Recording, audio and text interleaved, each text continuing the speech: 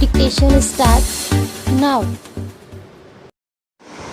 It was through the good offices of the Government of India, the people of India and also the political wisdom of Landenga that he came round to join the mainstream of national life. Why should we not give credit to Landenga for this? It was he who took the step that we should be a part and parcel of the Indian Union. Shall we not give him the credit? So I would request the honorable members not to utter any uncharitable words against Landenga just because there is a president's rule there, whether president's rule is there or the elected government is there, Landenga is also there. How could he come to power after the last election? I would remind this august house that the tribal people are very considerate.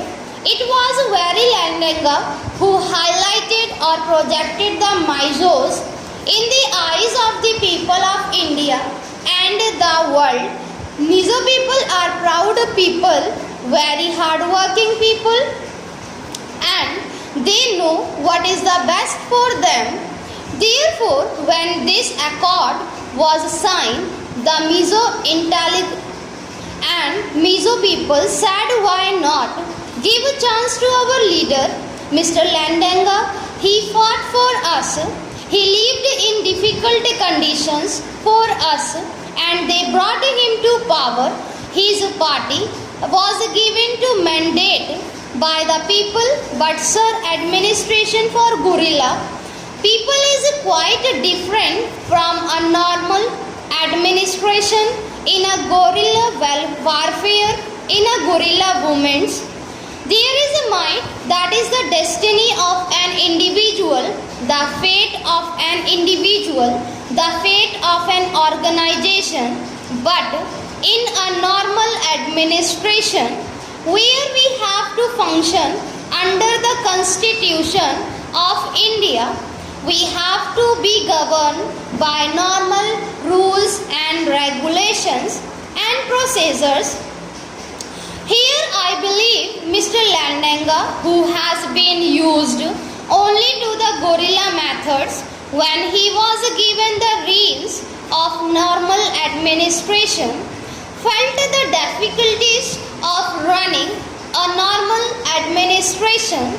He could not satisfy not only his MLAs, his party men, but also his followers, because one can promise heaven, one can promise the sun and the moon, but in actual implementation, one cannot satisfy the feelings, the aspirations and the urges of all the people who follow him when he was leading a political movement.